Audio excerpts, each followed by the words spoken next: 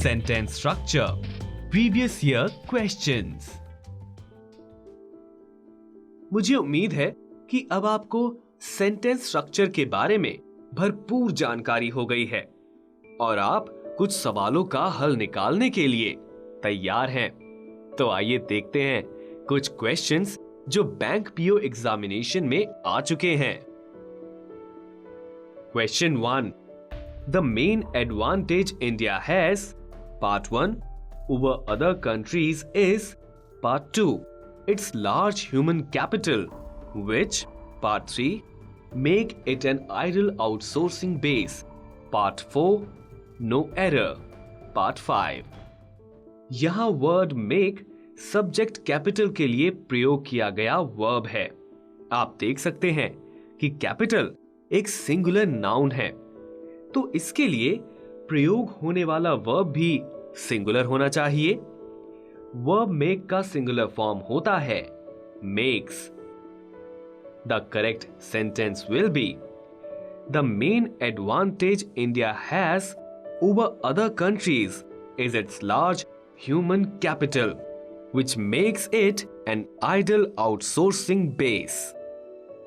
Question number 2. The Reserve Bank of India are, part 1, responsible for ensuring, part 2, that the banking sector, part 3, functions effectively, part 4, no error. यहाँ word are subject reserve bank of India के लिए प्रयोग किया गया verb है। आप जानते हैं कि रिजर्व बैंक ऑफ इंडिया एक सिंगुलर नाउन है, तो इस नाउन के लिए प्रयोग होने वाला वर्ब भी सिंगुलर होना चाहिए, यानी is.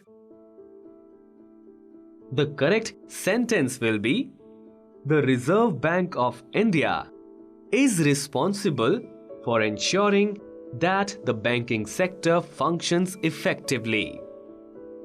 Question number 3. Among the many, part 1, challenges facing the country, part 2, in the next decade, part 3, is poverty and unemployment, part 4, no error, part 5. इस सेंटेंस का सब्जेक्ट है poverty and unemployment.